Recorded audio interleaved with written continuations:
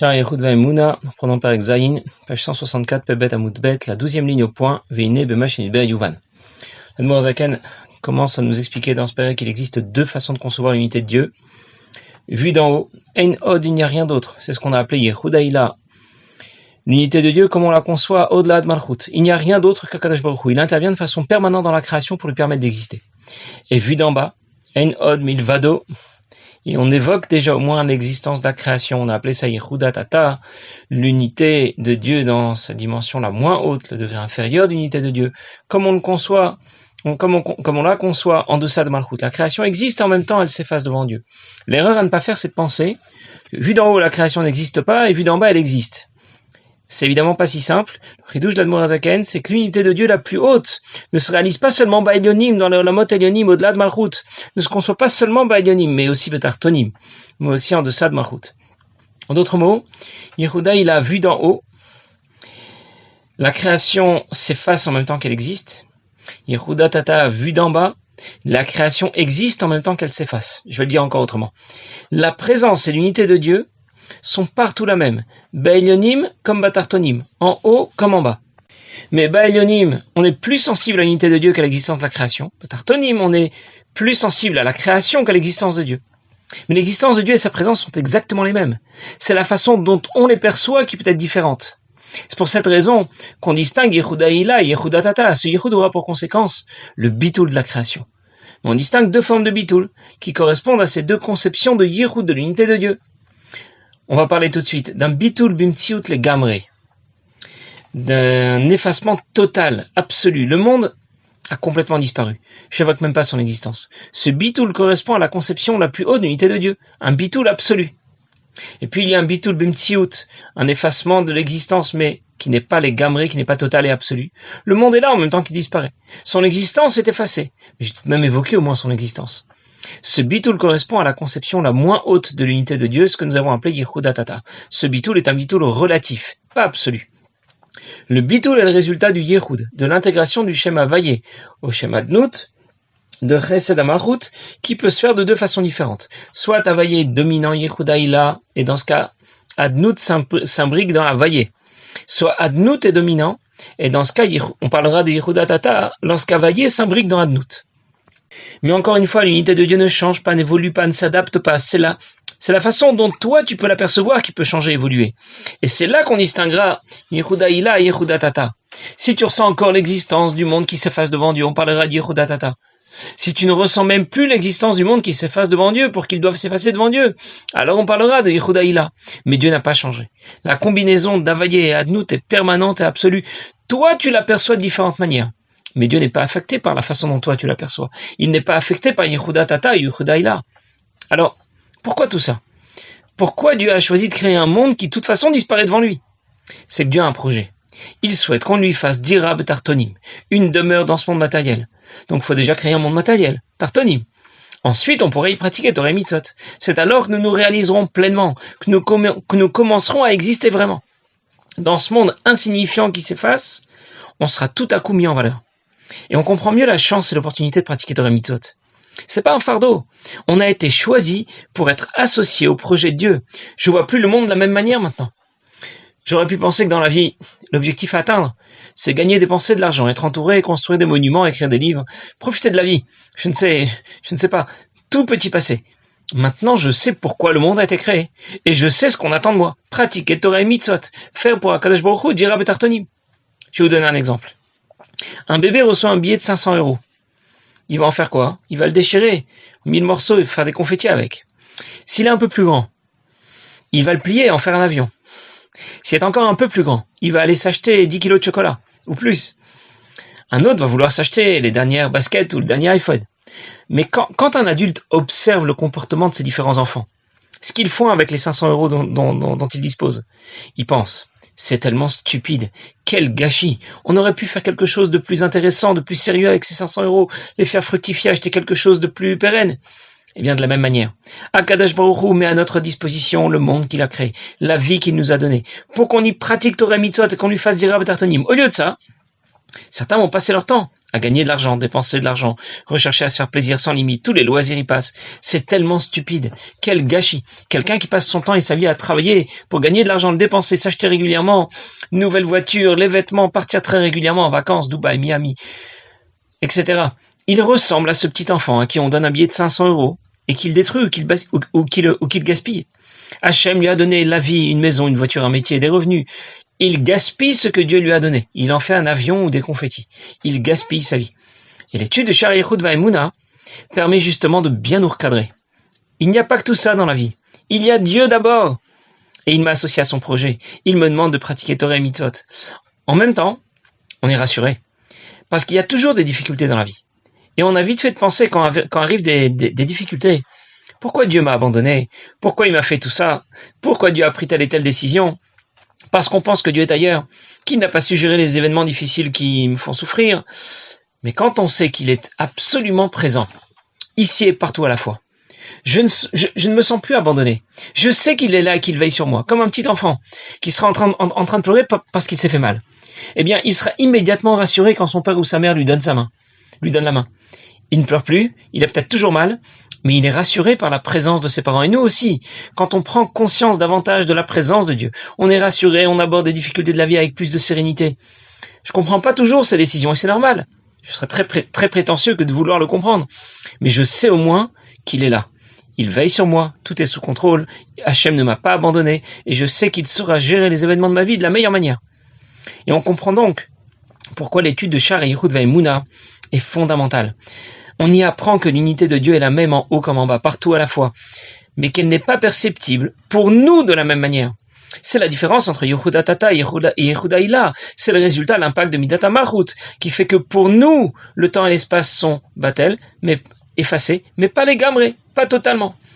Tandis qu'au-delà de Malchut, le temps et l'espace vont disparaître, les gamrés vont disparaître totalement. Alors je récapitule. L'unité de Dieu est combinée à la création, intégrée à la création. Cette intégration peut se faire de façon brutale et puissante, plus haute. On parlera de Yehuda Ila, on perçoit moins l'existence de la création. Cette intégration peut se faire de façon moins brutale, moins puissante, moins haute. On parlera de Yehuda Tata, on percevra davantage l'existence de la création. Mais c'est seulement notre perception d'intégration du divin à la création qui a changé. Dieu n'a pas changé. Son unité, sa présence sont les mêmes. Avant, après Malchut, avant ou après la création. Je vais le lire dans les mots Ve'in et Nidbaer Yuvan, avec ce qu'on a expliqué. On va maintenant comprendre Mashkatu, ce que dit le pasuk dans Malachi. Ani Hashem le Shaniti. Moi, Hashem, je n'ai pas changé. Perushen Shum Shinui Klal. Dieu ne subit aucun changement. Il était avant la création, il est le même après la création. C'est ça que dit le pasuk. Tu es le même avant que le monde a été créé. Tu es le même après que le monde a été créé. Shum Shinui Batzmuto. Il n'y a aucun changement dans ce qu'il est, dans son essence. Velo Bedato, ni dans sa connaissance. Je vais continuer une petite ligne ou deux et je vais reprendre. Parce que par sa propre connaissance, sa connaissance de lui-même, il connaît l'ensemble de la création et de ce qui s'y trouve. Puisque tout provient de lui et tout s'efface devant lui. Comme dit le Rambam, il est à la fois celui qui connaît l'idée connue et la faculté de connaître, tout cela ne faisant qu'un. Et c'est très difficile pour nous de le dire, de l'entendre et de le comprendre. Akadosh Baruch Hu et lui, son essence ne font qu'un, lui et sa connaissance ne font qu'un. D'une façon qui est extrêmement fusionnelle. Sa connaissance ne s'ajoute pas à ce qu'il est, comme au Sheu Benefesh Adam, alors que l'homme, lui, est différent. Sa connaissance vient s'ajouter à ce qu'il est. Bien, je vais reprendre ce que l'Admor Zaken vient de nous dire. Le monde existe, nous existons, mais nous disparaissons en même temps littéralement devant Dieu. Nous existons sans exister. De quelle manière nous pourrons nous réaliser, nous pourrons vraiment exister, quand notre existence s'effacera devant celle de Dieu? Il y a un pidgam chassidique, un mot chassidique qui dit que lorsqu'un roi veut poser sa couronne quelque part, il veut aller dormir, il ne va pas la poser sur la tête de quelqu'un d'autre, même pas sur la tête de l'un de ses serviteurs, parce qu'il risque d'avoir la grosse tête, il risque de se prendre pour le roi. Alors, il va plutôt choisir de la poser sur un clou qu'on aura fixé au mur. Ça veut dire que si tu es comme un clou, tu t'effaces comme un clou. tu gagnes la couronne du roi.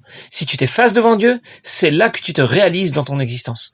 Tant que tu ne t'effaces pas devant Dieu, ton existence ne se réalise pas vraiment, ne se réalise pas pleinement. Parce que la seule existence qui soit, c'est celle de Dieu. Et son existence n'a pas changé du fait de la création. Quand un artisan fabrique un objet, il y a un avant et un après. Avant sa fabrication, après. La différence, c'est que le monde est à l'intérieur d'Akadosh Baruch Hu. Et donc Dieu ne regarde pas le monde de l'extérieur, il le regarde de l'intérieur. J'ai donc nulle part où aller me cacher, parce qu'il est omniprésent. Dans ce cas, la création s'efface devant Dieu, avant et après la création. Ça ne change absolument rien pour lui, puisqu'elle s'efface littéralement devant lui. Et l'Admor Zaken a ajouté que la création n'a pas seulement rien changé à l'existence de Dieu, elle n'a pas non plus changé sa conscience, sa connaissance. Ça veut dire qu'on aurait pu penser qu'une fois que le monde a été créé, même si le monde s'efface devant Dieu, mais il s'y passe des choses tout de même. Et on est persuadé que Dieu reçoit l'intégralité des informations qui proviennent de ce monde, qui proviennent de la création. On aurait pu penser aussi que Dieu analyse ces informations avant de prendre des décisions. Il dispose certainement d'ordinateurs très puissants pour procéder à ces analyses d'informations en temps réel et prendre des décisions. En d'autres mots, on pourrait facilement faire l'erreur de croire que le divin s'organise comme n'importe quel système de direction, n'importe quel système de gouvernance opérationnelle. C'est pour qu'on ne fasse pas cette erreur que l'Admor Zaken précise, que dans la mesure où la création s'efface devant Dieu, non seulement il n'y a aucun changement avant-après la création, mais il n'y a aussi aucun échange d'informations de la création vers Dieu, parce qu'elle ne lui est pas extérieure, elle se trouve à l'intérieur de lui. En d'autres mots, Dieu ne reçoit pas d'informations de l'extérieur, tout s'efface devant Dieu, à la fois l'existence de la création et les événements qui surviennent dans la création, comme un rayon du soleil dans le soleil. En conclusion, la création n'a pas changé l'existence de Dieu, elle n'a pas non plus changé la connaissance des informations que Dieu recevrait de la création. L'Admor Zaken a cité le Rambam, Ilchot Yesoda HaTorah. Quand un homme doit saisir une idée, on distingue celui qui reçoit cette idée, Ayodéa, l'idée qu'il apprend, Ayadoua, et la faculté de comprendre, Addéa. Et le Rambam précise que ces trois notions ne font qu'un pour Akadosh Baruch Hu. Il est à la fois l'information, celui qui sait, et la faculté de connaître. Et cette affirmation, on ne la trouve pas dans le Zohar, ou dans un livre de Kabbalah, on la trouve dans le Rambam, un livre de Halachot, un livre qui parle de ce qu'il y a de plus concret, des Halachot qui s'appliquent dans ce monde. On a fait fusionner Ayodéa, Ayadoua et Addéa. Celui qui reçoit l'idée qu'il apprend, et la faculté de connaître. Et le Rambam nous dit tout de suite qu'on n'a pas vraiment les moyens de comprendre cette affirmation. On n'a pas vraiment les moyens de comprendre cette réalité. Parce qu'Akadosh Baruch Hu n'est pas le résultat de l'association de différents éléments. Un homme, c'est le résultat de l'association d'un corps, d'une neshama. Le corps se subdivise de 248 membres, 365 nerfs et vaisseaux. La neshama se subdivise en 10 facultés différentes, les vêtements de l'âme, etc. Et l'homme est le résultat de l'association de tout ce système, de la combinaison de ces différents éléments. Et pour Akadosh Baruch Hu, on ne distingue pas différents éléments qui s'associent.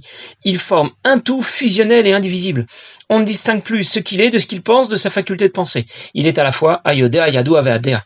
Et donc, lorsqu'il reçoit, entre guillemets, une information, cette information ne s'ajoute pas à ce qu'il connaît, parce que cette information vient de la création, qui s'efface devant lui comme un rayon du soleil, au centre du soleil. Cette information qu'il reçoit ne vient pas de l'extérieur pour s'ajouter à ses connaissances, elle vient de l'intérieur et elle est donc confondue à son existence. Rien ne lui a été ajouté quand il reçoit cette information. C'est ce que dit tout de suite l'Admor Zaken, je reprends dans les mots. Quand quelqu'un va apprendre quelque chose. Il avait déjà la faculté d'étudier avant de connaître et d'enregistrer l'information qu'il a reçue. Une fois qu'il l'a appris, cette connaissance est venue s'ajouter à l'ensemble de ses connaissances. Et ainsi les jours passent et on enregistre des informations. Et ces informations que j'ai enregistrées ne font pas partie de moi-même. Elles sont la composition de mon savoir. Alors que Dieu ne fait qu'un. Ça veut dire, il n'est pas composé de différents éléments. Et donc, son essence, son existence et sa connaissance ne font qu'un, sans faire un ensemble recomposé. Puisqu'on n'est pas capable de vraiment saisir l'essence de Dieu. On ne peut pas non plus savoir ce que veut dire la connaissance de Dieu. Et c'est pour cela, puisque ça nous dépasse, qu'on aura recours à la Emouna dont j'ai déjà parlé l'autre fois. Kadosh Baruch Hu ne fait qu'un, un qui est fusionnel et indivisible. Avec tout cela, on pourra encore se poser une question. Si Dieu est vraiment à l'origine de tout, l'ensemble de la création, comment il peut être aussi à l'origine de ce qui s'oppose à lui? Le Maharal dans le Sefer Gvurot Hashem précise que selon le Rambam, Dieu est à l'origine de tout, et l'Admour HaZaken ici a rajouté que selon le Rambam, la création s'efface devant Dieu. Qu'est-ce que ça change exactement? C'est que lorsque l'Admour HaZaken rajoute que la création s'efface devant Dieu, et que Dieu n'est pas seulement à l'origine de toute la création, il répond à la question qu'on s'est posée. Si la création s'efface devant Dieu, tout s'efface dans ce monde. On a progressé dans notre conscience du divin, on n'a plus cette question. Il n'est pas seulement à l'origine de tout ce qui s'oppose à lui, puisque tout s'efface devant lui, y compris ce qui s'oppose à lui. Et plus je vais développer ce bitoul, plus j'en prends conscience, plus je me rapproche du divin. C'est l'histoire du clou sur lequel le roi accroche sa couronne. Ce bitoul, c'est le mot-clé, la clé de la réussite, la clé de l'existence. C'est que beaucoup de personnes ont souhaité rencontrer le rabbi pour lui poser des questions. Mais pourquoi tant de personnes vont interroger le rabbi? On pourrait peut-être trouver des spécialistes dans différents domaines dans lesquels on l'a interrogé, ils donneront peut-être de bons conseils. Je pourrais soumettre un problème médical à un médecin spécialiste. Je pourrais demander un conseil économique à un analyste financier. Le rabbi connaît beaucoup la Torah, mais c'est pas un militaire, c'est pas un économiste. Pourquoi les gens viennent lui poser des questions dans tous les domaines, du militaire au social, de la philosophie à la finance? Parce que le rabbi s'efface devant Dieu. Il a intégré tout ce qu'on vient de dire. Quand il pense ou qu'il parle, c'est pas lui qui réfléchit, c'est pas lui qui parle. C'est Dieu qui l'inspire, c'est Dieu qui lui dicte ses paroles. On dit que la Shrina parle à travers la bouche de Moshe Rabbeinu. Pourquoi à travers sa bouche et pas à travers la mienne? Parce que moi j'existe. Moi je suis là. Moi j'ai mes idées, mon avis compte. Je ne suis pas Batel. Et tout cela fait cran entre moi et Dieu. Moshe Rabbeinu, le rabbi, sont effacés devant Dieu. Donc quand ils disent quelque chose, ce n'est pas leur parole que j'entends, c'est celle de Dieu. Le rabbi a dit du rabbi précédent. Quand le rabbi précédent parle, c'est Atzmut, l'essence de Dieu qui parle. Alors quoi? Tu es en train d'en faire une idole, tu es en train d'en faire un dieu, c'est Avodazara, etc. Pas du tout. Le rabbi est tout simplement à ce point effacé devant Dieu que quand il parle, ce n'est pas lui qui parle. Il est complètement transparent. Quand il te donne un conseil, ce n'est pas lui qui a bien réfléchi pour te donner ce conseil après avoir pesé le pour et le contre. C'est Dieu qui parle, c'est Dieu qui te donne ce conseil. Le rabbi est transparent par rapport à Dieu. Un jour, quelqu'un a demandé au rabbi comment il faisait pour donner tant de réponses à tant de questions. Être sûr que ce soit les bonnes. Pourquoi le rabbi ne prend pas le temps d'analyser les problèmes, les questions qu'on lui pose, prendre le temps d'y réfléchir avant de répondre? Il répond toujours, presque du tac au tac. Et le rabbi a répondu, quand on me pose une question, la première réponse à laquelle je pense, c'est celle que je donne. Le rabbi a acquis cette logique divine qui lui permet de répondre à toutes les questions, dans tous les domaines, parce qu'il s'efface totalement devant Dieu, parce qu'il est totalement transparent devant Dieu. Il n'a plus sa logique, sa pensée, ses idées. Sa logique, c'est celle de Dieu. Ses idées sont celles de Dieu. Et nous aussi, si on s'effaçait devant Dieu, eh bien, c'est là qu'on se réaliserait pleinement. Un jour, quelqu'un a été consulter le Divrei Chaim, Rabbi de Tzentz. Et Rabbi de Tzentz lui a donné une réponse, il a donné une réponse à sa question. Mais notre chassid était tellement ému, il était tellement troublé par la réponse qui lui a été donnée qu'il en a oublié la réponse. Alors il a demandé au secrétaire si le rabbi veut bien lui répéter ou lui écrire la réponse qu'il lui a donnée. Et le Divrei Chaim lui a répondu, je ne sais pas ce que je lui ai dit. Qu'il vienne, qu'il me repose la question et la réponse reviendra aussi. Parce que sa réponse, c'était pas le résultat d'une profonde réflexion. C'est Dieu qui la lui a soufflé. C'est venu directement d'en haut. Pourquoi moi je n'ai pas de réponse qui me viendrait directement d'en haut? Parce que lui est Batel. Moi je ne suis pas Batel. Comment se fait-il que quelqu'un pourrait faire une faute? Désobéir à Akadosh Baruch Hu. Bien c'est quand il pense, Dieu m'a demandé de faire ou de ne pas faire quelque chose. Mais moi j'ai pas envie ou moi j'ai envie. Moi aussi je suis là. Il faut compter avec moi. Il n'a pas suffisamment pris conscience de l'existence de Dieu et de l'unité de Dieu. Par contre, s'il intègre parfaitement ce qu'explique l'Admor HaZaken dans Sharirut Vaimuna, s'il intègre qu'il n'y a que Dieu, alors il n'a plus rien à dire. Conclusion, quand le rabbi nous demande quelque chose, le rabbi qui est complètement effacé devant Dieu, transparent devant Dieu, eh bien il faut savoir, qui a en réalité demandé ce que le rabbi nous a transmis? C'est Dieu qui demande qu'on étudie Ritat et Rambam chaque jour. C'est Dieu qui demande qu'on apprenne la Chassidout en plus du Niglé. C'est Dieu qui demande qu'on fasse les Mifsaïm, les 10 Mifsaïm dont le rabbi a parlé. Passez une bonne